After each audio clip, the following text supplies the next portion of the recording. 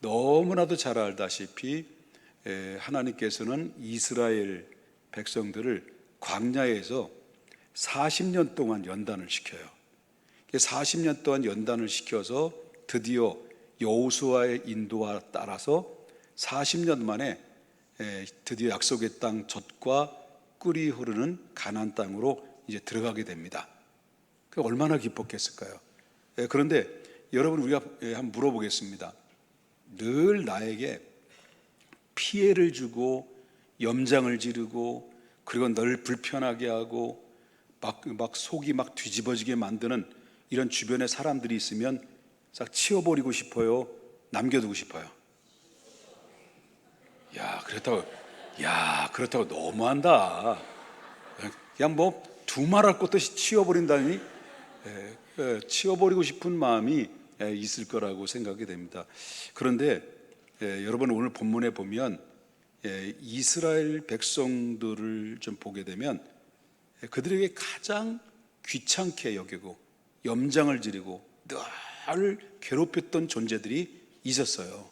그들이 바로 뭐냐면 그 가나안 땅에 이미 들어가서 있었지만은 같이 정착하며 살면서 그 오래전부터 거기에 정착하여 눌러 있었던 가나안 족속들하고 특별히 이제 그 블레셋 족속들이 같이 살고 있는 이 이스라엘 백성들을 늘 괴롭힌 거예요. 괴롭히니까 이스라엘 입장에서 볼 땐 그들이 얼마나 힘듭니까? 바로 이제 다 쓸어버리고 싶고 다 제거하고 싶은데 그것이 너무나도 쉽지가 않았다라는 거예요. 왜냐하면 왜 그러면 그들이 그렇게 괴롭힘을 당하는 이유가 뭘까 할 때 하나님께서 그 가나안 족속들을 다 제거하지 않고 남겨두었다는 거예요. 그 남겨둔 이유가 바로 뭐냐면 이스라엘 백성들을 끊임없이 괴롭히고 고통의 대상이면서 그들에게 유혹의 대상이 되는데 바로 여기에서 가나안 족속들을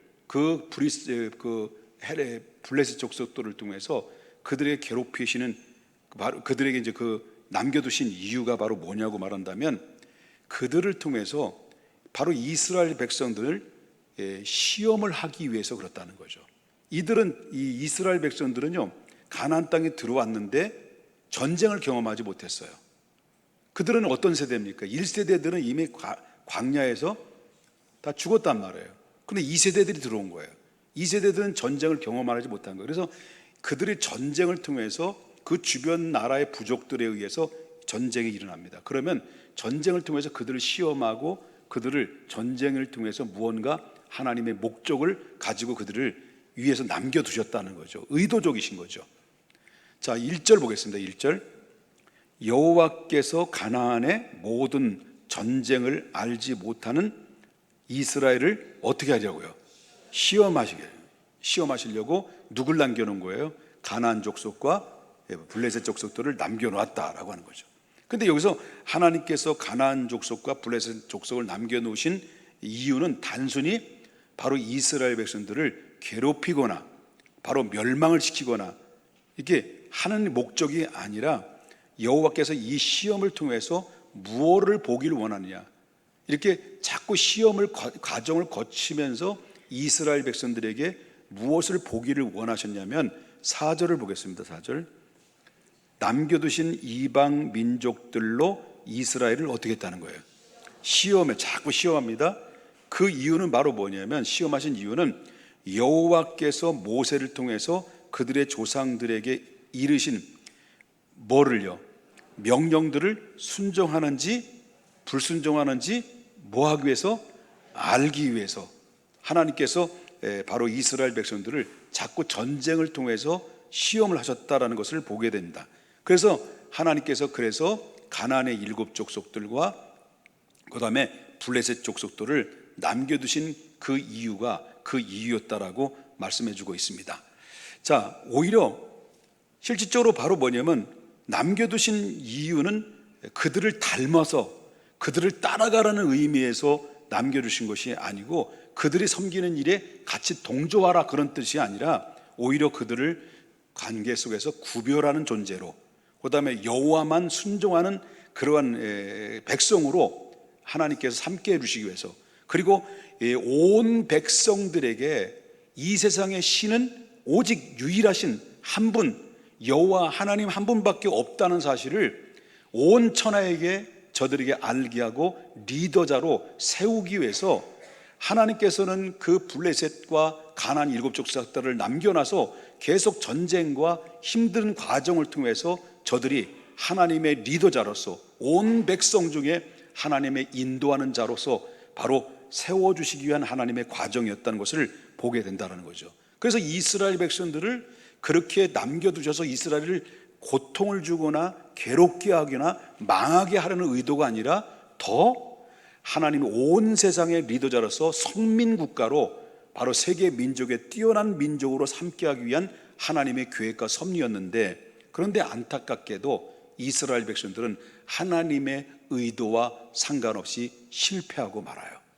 그 실패한 이유가 뭐냐 할 때 5절 말씀부터 6절을 좀 보겠습니다. 그러므로 이스라엘 자손은 가나안 족속과 헷 족속과 아모리 족속과 브리스 족속과 히 족속과 여부스 족속 가운데 어떻게 했다는 거예요? 거주하면서 6절 보겠습니다. 그들의 딸들을 맞아 뭘 삼았다는 거예요? 아내를 삼고 자기의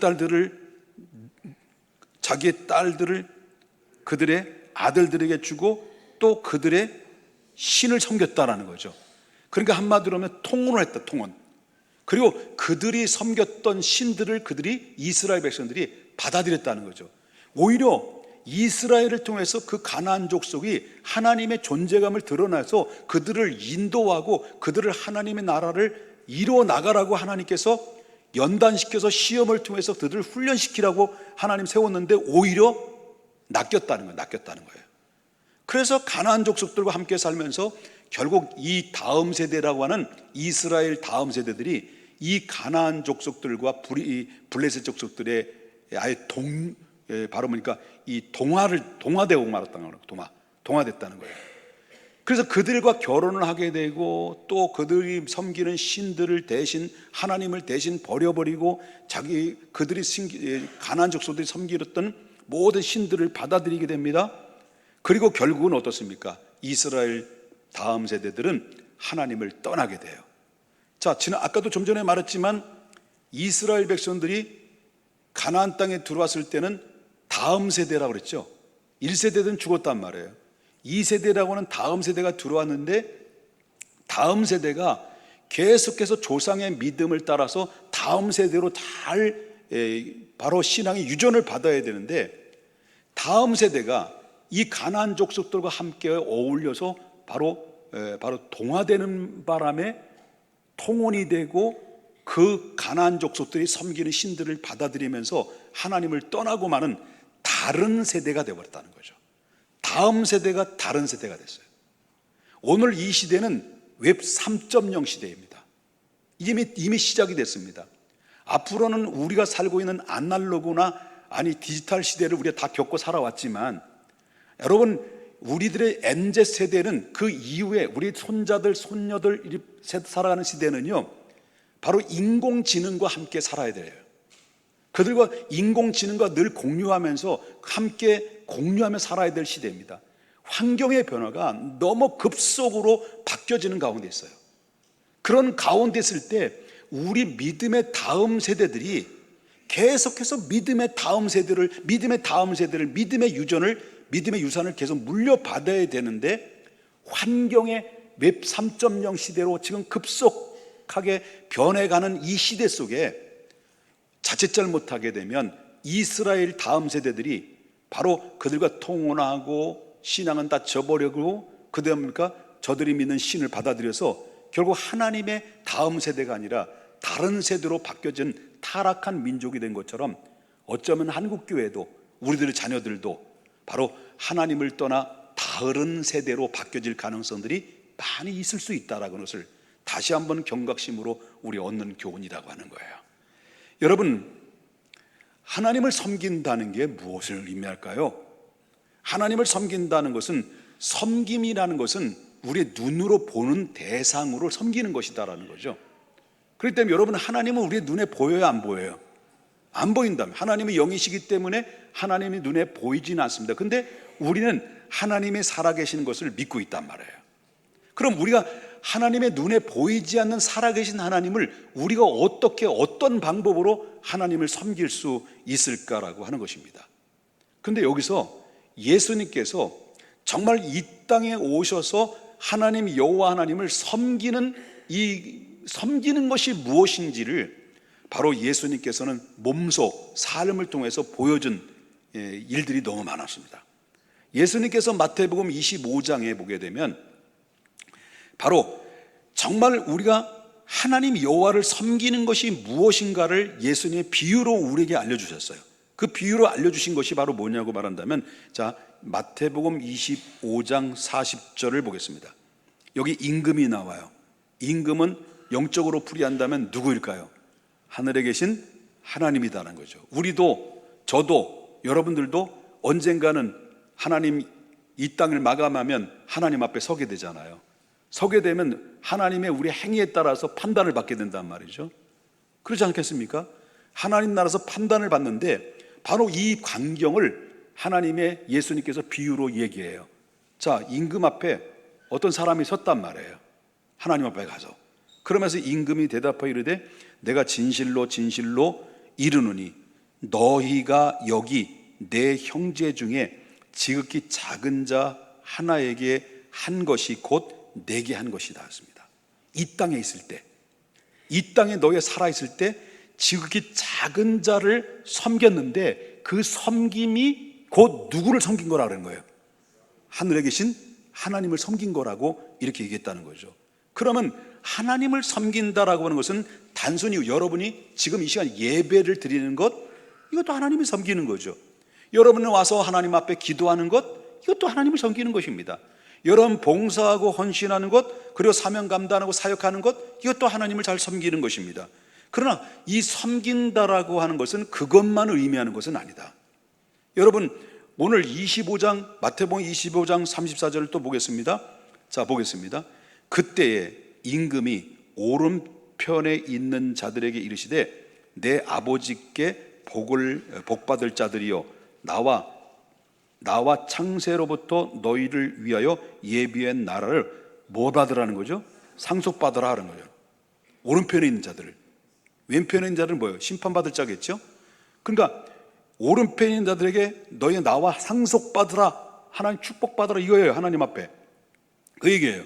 그럴 때 이제 하나님이 왜 너희들이 상속받았냐, 하나님 나라에서 예비된 나라에서 상속받는 축복의 사람이 되느냐라고 설명할 때 35절을 그때부터 얘기해요. 35절 보겠습니다. 내가 줄일 때 너희가 먹을 것을 주었고, 그 다음에 목마를 때는요, 그 다음에 나그네 되었을 때는요, 헐벗었을 때는요, 병들었을 때, 옥에 갇혔을 때는요 와서 보았다는 거예요. 이게 누가 합니까? 내가라는 거. 하나님이 어떻다라는 거. 하나님이 줄일 때, 하나님이 목마를 때, 나그네 됐을 때, 헐벗을 때, 병들었을 때, 옥에 갇혔을 때 하나님이 그렇게 됐다는 거예요.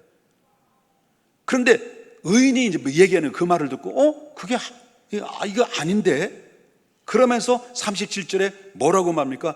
의인이 대답하여 주여 이르되 주여, 아니 우리가 어느 때 주께서 줄이신 것을 보았고 음식을 대접했으며 목마르신 것을 보고 마시게 하였나이까? 어느 때 나그네 되신 것을 보고 영접했고 펄벗으신 것을 보고 옷을 입혔나이까?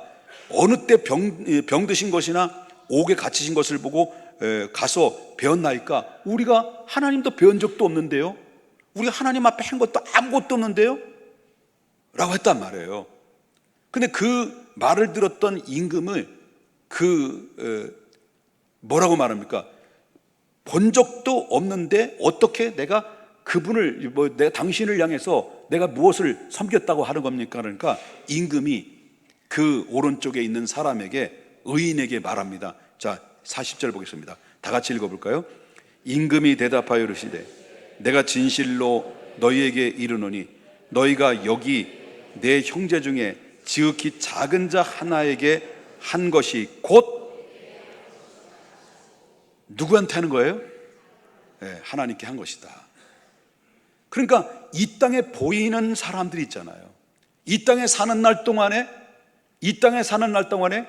헐벗고 병들고 나그네 되고 그 다음에 줄이고 목마른 자들에게서 그들을 협력하고 그들을 도와주고 그들에게 씻어줄 수 있는 물을 주시고 옷을 입혀주고 상처를 싸매주고 기도해주고 이런 모든 행위들이 우리가 눈에 보는 이 땅에 사는 사람들에게 행한 지극히 작은 정성이었는지 모르지만 그 행했던 행위가 곧 누구를 향한 것이라는 거예요. 바로 하늘에 계신 하나님을 섬긴 것이다라고 하나님이 인정했다라는 거예요. 그리고 여러분들이 지금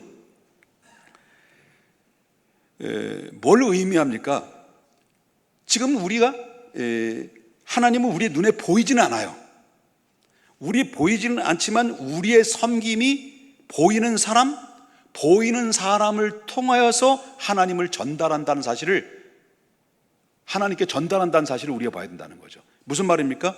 보이는 사람을 통하여서 하나님께 전달된다는 것은 우리가 절대적으로 잊어서는 안 되는 건데, 우리 눈에 보이는 부모님, 우리 눈에 보이는 이웃, 우리 눈에 보이는 연약한 자들, 특별히 이 새생명 전도 축제를 통해서 여러분들이 마음속으로 기도하고 작정하고 그리고 그들을 향해서 품고 기도하고 저들을 향해서 다가가서 관계를 맺고 섬기는 그런 모든, 그래서 구원의 길로 인도하는 이런 모든 행위 하나하나가 그 보이는 부모나 이웃이나 전도의 대상자나 태신자들을 저와 여러분이 섬기는 그 하나하나가 여러분들이 보잘것없게 여기는지 모르겠습니다만 하나님은 다 기억하신다는 거예요. 다 기억하시고 하나님께서 그것이 곧 어떤 행위라고 말하냐면 곧 나를 섬기는 것이다라는 이야기를 지금 하고 있다라고 하는 거예요. 여러분, 예수님조차도 이 땅에 오셨을 때 바로 섬김을 받으려고 오신 것이 아니었습니다. 섬기려고 오셨다는 것을 성경에서 말해주고 있는데, 마가복음 10장 45절에 예수님이 이 땅에 오셨을 때 어떤 목적으로 오셨다는 거예요? 인자가 온 것은 섬김을 받으려 함이 아니라 도리어 뭐 하려고 그래요? 섬기려 하고 자기 목숨을 마른 사람의 대성물로 주려 함이라. 여러분, 하나님 나라의 리더는 권위가 아니라 섬김에서부터 시작된다는 걸 알아야 돼요. 그래서 여러분, 그런 의미에서 부모는 자녀를 훈련시키는 하나님의 훈련장이다. 나는 그렇게 믿고 있습니다. 우리가 살아가는 가정의 공동체 안에는 아까도 얘기했습니다마는 가나안 땅에는 하나님이 남겨놓으신 그 의도적으로 남겨놓은 족속들이 있었다고 그랬죠. 그 족속들이 뭡니까? 뭐 여부스 족속, 브리스 족속, 기르가스 족속, 가나안 족속, 히이 족속, 뭐 아모스 족속 등등 있잖아요. 이런 족속들을 하나님이 남겨놓으셨단 말이에요. 그래서 이스라엘 백성들이 지금 불편하고 버거운 존재였다라는 거죠. 어쩌면 우리가 살아가는 공동체 안에 이와 같이 가나안 족속과 블레셋 족속처럼 불편하고 버거운 존재가 우리 가정의 공동체 안에서 존재할 수 있어요. 그것이 바로 자식일 수도 있죠. 어디로 통통 튈지 모르는 럭비공 같은 존재일 수도 있죠. 또 때로는 그 대표적으로 그 존재가 어떤 것입니까? 바로 부모일 수도 있다는 거죠. 여러분, 부모의 모두가 블레셋이나 바로 악한 존재라는 것은 절대 아닙니다. 오해하지 마십시오. 그래서 바로 어떤 자녀에게는 그 부모가 어떤 데는 불편하기도 하고 힘겹기도 하고 그리고 버겁게 느껴질 수도 있다는 거죠. 여러분, 부모님을 섬기는 우리 자녀들도 있을 거라고 생각이 돼요. 얼마나 힘듭니까? 그렇다고 여러분 부모님을 뭐 비하하는 발언이 아닙니다. 절대 그런 오해는 하지. 조금 들어보시면 위로가 될 것입니다. 여러분, 서울대학교에서 좀 오래됐습니다만은 조사를 했어요. 조사하는데 사회복지연구소의 한 조사에 따르면 응답자 77%, 다시 말하면 80% 가까이 되는 자녀들이 부모와 가까이 살고 싶지 않다는 거예요. 가능하면 부모와 곁을 떠나고 싶다는 거예요. 멀리. 그래서 요즘 그걸 어떻게 알아챘는지 바로 공사하는 아파트 공사에 이름을 부르면 뭐 푸르지오, 오지 마시오, 뭐 등등 뭐 여러 가지 저도 모르겠어요. 저도 신방을 가면 어디로 가야 될지 모르고 무슨 이상한 용어가 아파트에 다 한 거. LG 덕동이 굉장히 좋아. LG 덕동 딱 찾기 딱 좋아요. 그러니까 그만큼 70% 80% 가까이 되는 자녀들이 부모와 멀리 떨어져 있고 부모와 같이 사는 것을 원치 않는다라고 하는 정도라고 한다면 이 나라가 지금 어느 정도의 가정의 공동체에 위기가 왔다는 것을 느낄 수 있는 거죠. 그러니까 부모를 부담스러운 존재로 여기는 사회적 분위기 속에서 부모는 어떤 면에서 볼 때는 불편하고 이해가 되지 않는 것처럼 느껴질 수도 있다라고 하는 것이죠. 우리 손자가 하는 얘기 있죠. 할아버지 그거 아세요? 할아버지 그거 알아요? 이런 얘기했어요. 여러분 그거 아세요? 뭘 알아야 돼요? 하나님께서는 이스라엘 백성들을 훈련하기 위해서 가나안 족속을 남겨놓았듯이 하나님께서는 우리 부모를 남겨놓으신 이유가 뭔 줄 아십니까? 나를 나되게 만들기 위해서입니다. 이 시대의 하나님의 사람으로 이 시대의 리더자로 살게 하시기 위해서는 훈련장으로 하나님께서 삼아주셨다는 것을 잊지 마라. 그러기에 우리의 눈에 보이는 부모님을 섬기는 것, 그것은 곧 하나님을 섬기는 것이고 장차 그것이 하나님의 축복을 누리는 유일한 길이요 통로와 매개체라는 것을 잊지 말아야 된다는 거예요. 그러면 우리 자녀들이 우리의 과제가 뭐냐면 바로 부모님의 노년에 대한 자녀들의 태도가 얼마나 중요한가.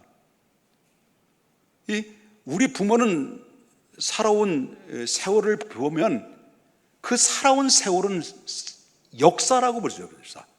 부모님들이 살아온 삶은 역사예요. 역사인데 그 세월의 역사에 부모님들은 많은 희로애락이 있습니다. 아픔이 있고 어려움을 겪으면서 눈물이 있고 이렇게 어려움을 겪으면서 굴곡이 있는 삶을 살아왔습니다. 때로는 항해를 하면서 풍랑도 만났고 생명의 위협도 받았고 그리고 속상하고 죽고 싶은 마음도 있었고 이로 말할 수 없는 자식을 위해서 희생을 해야 되는 여러 가지 일들이 많이 겪으면서 인생의 역사를 써온 사람들이 누구냐면 여러분과 함께 사는 부모님이라는 거예요. 어쩌면 저희 인생이 될 수 있습니다. 여러분 인생일 수도 있습니다. 여러분 세월의 장사가 있나요? 여러분 그거 아세요? 나이 들어보세요. 여러분 나이 들어보면 어느덧 다리가 절룩거려요.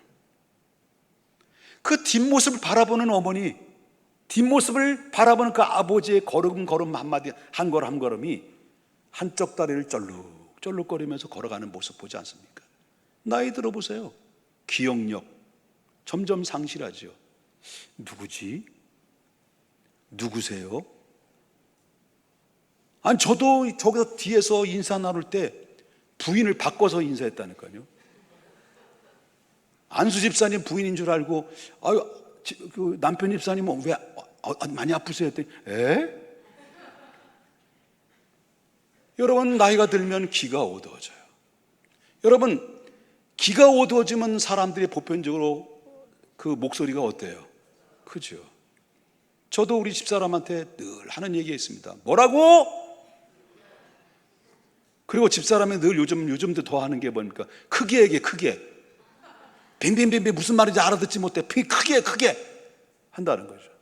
나이 들어봐요. 안 들려. 안 들리는 것도 좋아요. 여러분 나이 들면 뭐라고 봅니까? 기만 뭐 안 좋은가요? 시력도 안 좋죠. 저 끝에 잘 안 보여요. 저 집사람이 저기 보이긴 보이는데 아주 뽀샤시한 것으로 보여요. 너무 아름답게 보여요. 여러분 나이 들으니까요 다리도 철룩거리고 그리고 기억력도 없어지고 귀도 안 들리고 그 다음에 시력도 자꾸 없어지고 까물까물하고 우리 권사님들 그러시잖아요. 걸어가는 뒷모습은 옛날에는 안 그랬잖아. 당당하게 호령하면서 여봐라 내가 있다 큰 소리 떵떵 치면서 걸어왔던 그 시절이 엊그제 같았는데 나이가 들었습니까? 우리 안 늙습니까? 늙지. 우리는 절룩거리는 부모님의 발을 바라봐야 됩니다. 그 뒷모습이 한 발 한 발 힘겨워 한 발 한 발 옮겨지는 그 부모님의 한 걸음 한 걸음 절룩거리는 그 한 걸음 한 걸음을 보면서 생각해야 돼요. 당신이 나를 여기까지 업고 오시면서 무릎이 다 달 대로 달고 그래서 이 관절이 다 달 대로 달았군요. 이제부터 내가 당신의 발이 되어주겠습니다. 이제부터 내가 당신의 기억력이 되어주겠습니다. 이제부터 내가 당신의 귀가 되어주겠습니다. 이제부터 내가 당신의 눈이 되어주겠습니다. 우리 이렇게 보이는 부모님에게 이렇게 섬기는 자가 되어야 된다는 거예요. 왜냐하면 그것이 보이지 않는, 왜냐하면 그것이 보이지 않는, 왜냐하면 그것이 보이지 않는 하나님을 섬기는 것이기 때문입니다. 여러분이 살아계셨을 때 기회는 있는 거예요. 설교하면서 갑자기 우리 엄마 우리 아버지가 생각나네요. 우리 엄마 우리 아버지 지금 내가 이렇게 깨달아 봐야 우리 엄마를 위해서 우리 아버지를 위해서 같이 저를 그 발이 되어주거나 기억력이 되어주거나 귀가 되어주거나 눈이 되어주질 못해요. 제가 내가 좀 잘했을걸, 내가 왜 이렇게 못했을까, 그런 후회와 죄송한 마음이 생각나서 가끔마다 저희 아버지 얼굴이 떠오릅니다. 돌아가시기 직전에 젓갈 좀 사달라고 하실 때 젓갈을 사드리지 못하고 결국 못 드시고 가셨는데 뭐 등등. 그럼 여러분 지금 살아계신다면 기회는 있는 거 아니겠습니까? 기회는 있는 거 아니겠어요? 우리 보이는 부모님을 이렇게 잘 섬기는 자가, 물론 버겁고 부담스럽고 마치 블레셋과 가나안 족속처럼 나에게 훈련하고 나의 아픔을 줄 수도 있고 힘든 버거울 수도 있습니다만은, 그러나 우리는 기억해야 됩니다. 우리도 인생의 나이의 역사를 쓴다는 것, 우리도 늙는다는 거예요.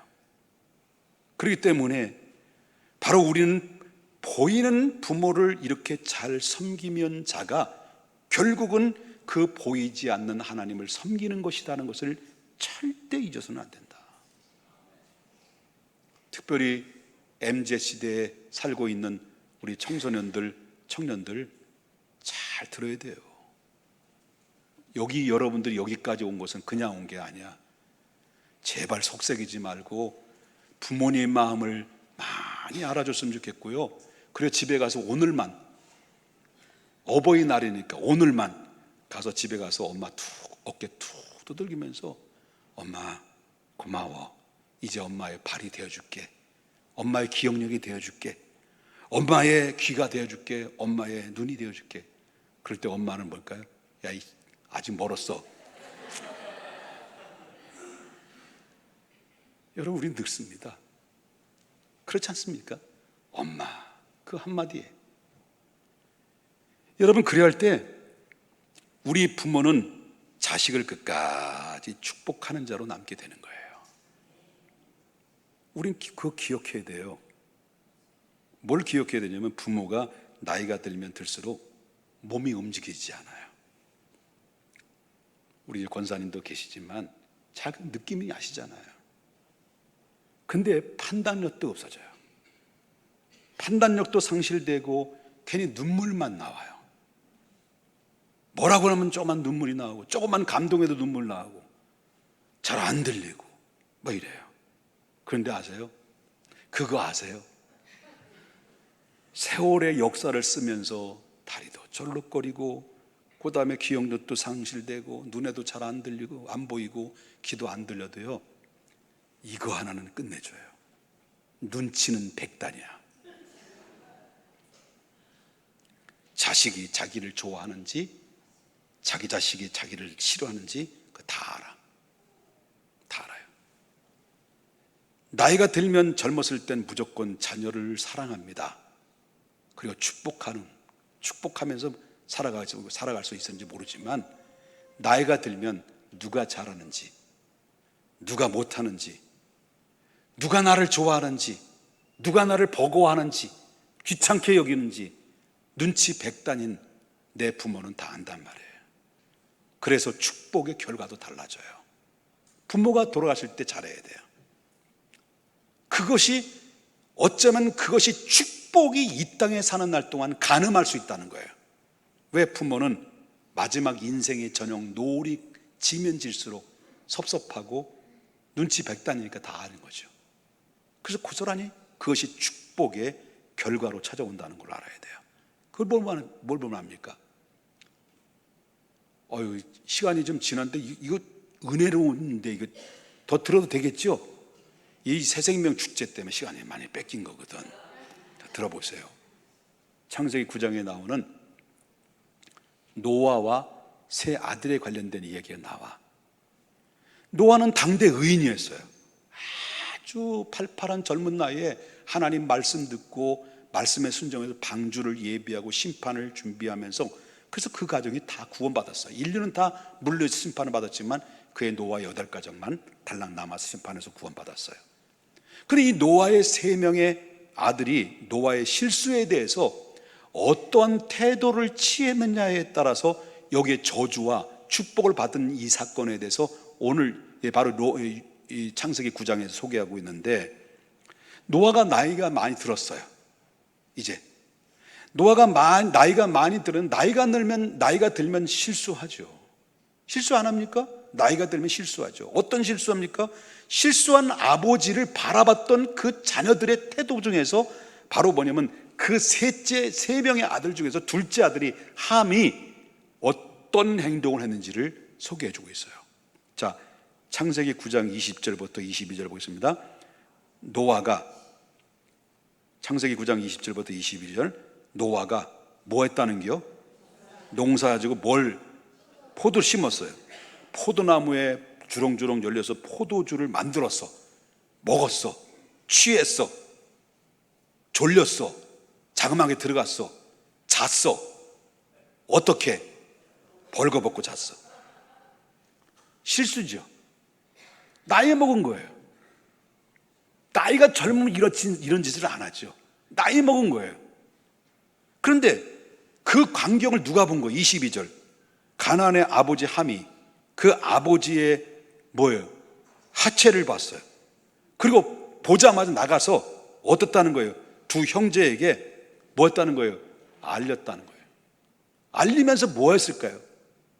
킥킥킥. 여러분 카톡에 킥킥킥 있잖아요. 그러면서 별 얘기 다 했겠죠. 야, 아버지 참 거시기하다. 뭐시기요? 거시기하다고. 뭐시기. 아버지가 벗었어. 그러면서 온갖 아버지 흉을 다 봤을 거 아니에요. 그런데 이 셈과 야벳은요, 그 형제의 그 말을 듣고 들어갔어요. 23절. 셈과 야벳의 옷을 가져다가 어떻다는 거예요? 자기들이 어깨를 메고, 그리고 아버지 정면으로 보는 것이 아니라 뒷걸음을 쳤어요. 뒷걸음을 쳐 들어갔어요. 그리고 그들의 아버지의 하체를, 자기가 가져왔던 겉옷을 덮어줬어요. 그들이 얼굴을 돌이키고 그들의 아버지의 하체를 보지 않고 그냥 빠져나왔단 말이에요. 여러분, 이 셈과 야벳의 행위가 어떤 생각입니까? 그 하체를 덮었다는 것은 뭘 의미할까요? 그분이 나이가 들어서 눈이 어두우면 눈이 되어주는 거예요. 여러분, 그분이 쩔룩거리면 바로 그분의 발이 되어준 거예요. 그분의 귀가 어두워지면 바로 그분의 귀가 되어준 거예요. 그래서 그 허물들을 전부 다 두 형제는 덮어준 거예요. 얼마나 기특한 겁니까?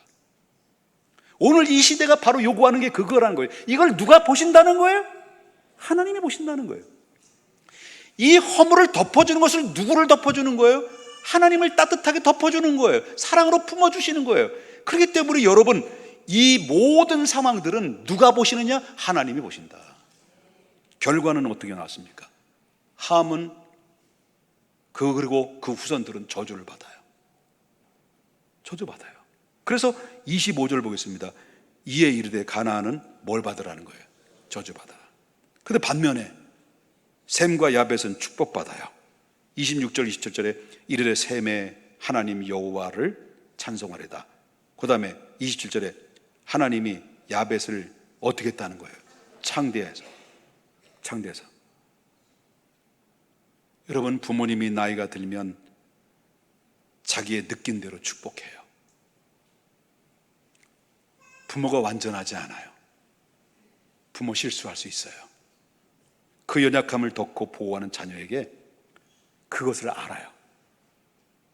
나를 위해서 내가 부족한데, 내가 힘이 없는데, 내가 다리를 절고 있는데, 내가 버르고 내가 눈물을 흘리는데, 밥도 제대로 먹지 못하는데, 손도 하나 건들 수도, 힘을 쓸 수도 없는데, 나의 딸이, 나의 아들이 나의 발이 되어주고 나의 눈물이 되어주고 나의 눈이 되어주고 그 모습을 알아요.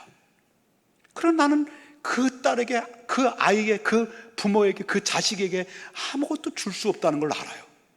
그런데 엄마의 하나님을 향한 마음을 어떻습니까? 우리 자녀에게, 내 딸에게, 내 아들에게 하나님 축복해 주세요.